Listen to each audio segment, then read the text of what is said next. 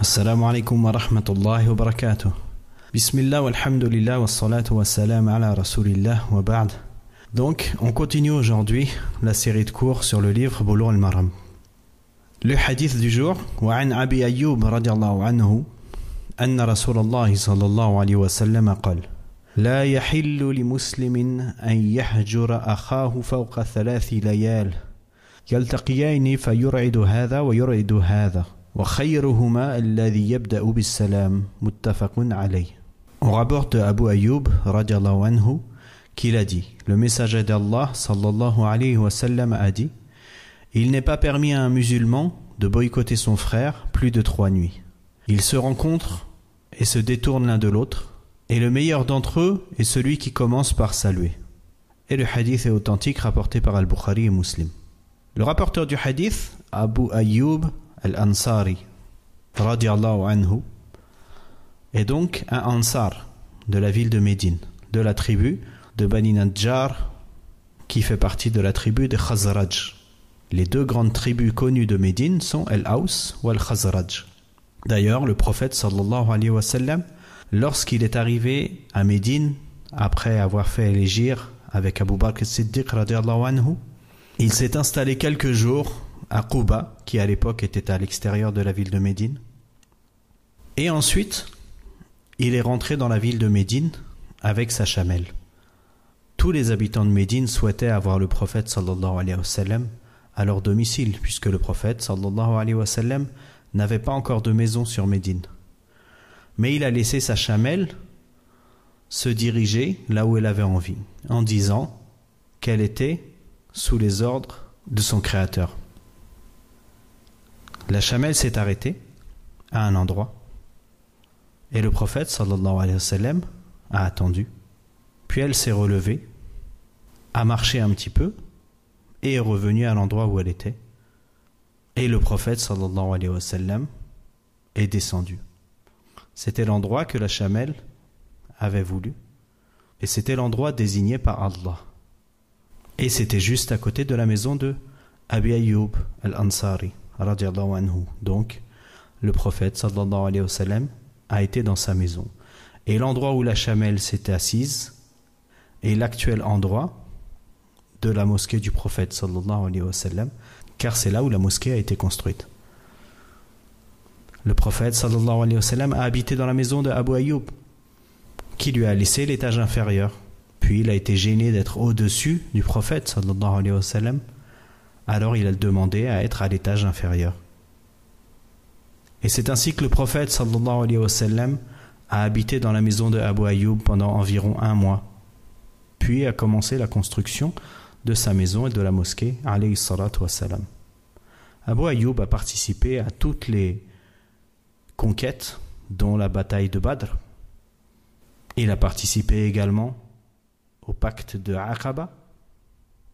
Et il est mort en l'an 50 pendant la prise de Constantinople, Byzance, la ville qui est appelée actuellement Istanbul, en Turquie. Et c'est Yazid ibn Muawiyah qui a prié sur lui. Donc Abu Ayyub al-Ansari, de son nom Khalid ibn Zayd, radiallahu anhu. Il nous rapporte que le prophète sallallahu alayhi wa sallam a dit: il n'est pas permis à un musulman de boycotter son frère plus de 3 nuits.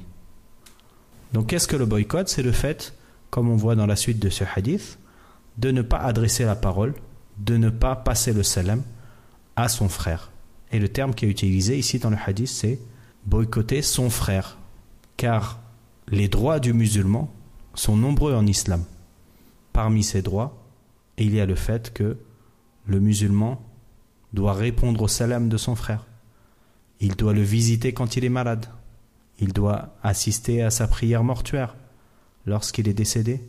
Il doit répondre à son invitation et beaucoup d'autres droits que le musulman a sur son frère.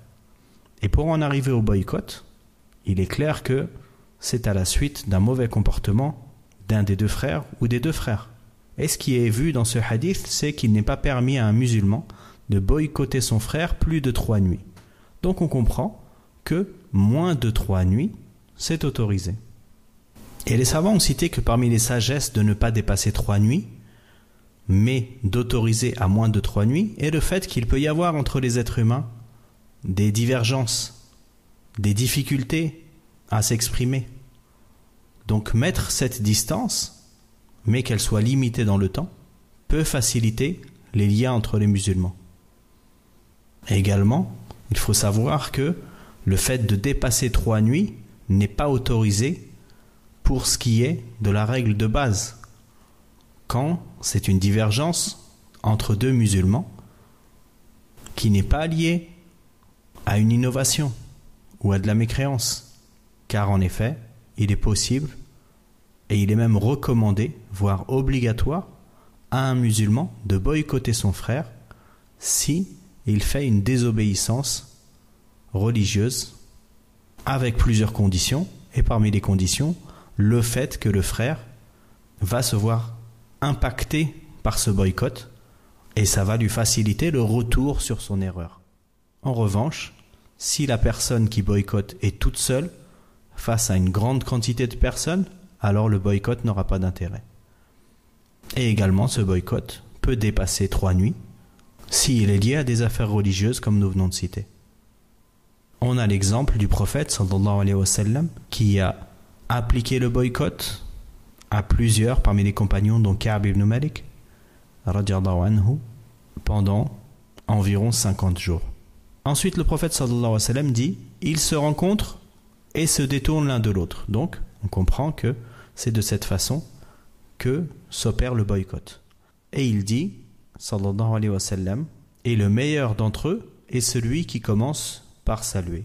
Donc, on voit ici la manière de rompre le boycott, c'est-à-dire de repasser le salam à notre frère. Certains savants ont spécifié que si cela ne suffit pas de passer le salam, alors il faut être plus clair dans la manière de montrer à son frère que le boycott est terminé. Car il se peut que le simple fait de passer le salam ne soit pas perçu comme le fait de stopper le boycott pour cette personne. Donc on retiendra de ce hadith que le droit du musulman sur son frère est immense et qu'il y a beaucoup de choses que nous devons faire pour avoir un bon comportement, pour permettre une bonne cohésion au sein de la communauté, et que dans certains cas, il est autorisé de faire quelque chose qui sorte des normes, comme le boycott, toujours pour la cohésion sociale, pour faire en sorte que la communauté musulmane, et les musulmans en particulier, s'éloignent des péchés et soient facilités dans l'adoration d'Allah subhanahu wa ta'ala. Voilà ce qu'on pouvait dire pour ce hadith. Subhanakallahumma wa bihamdik, ashhadu an la ilaha illa ant, astaghfiruka wa atubu ilayk.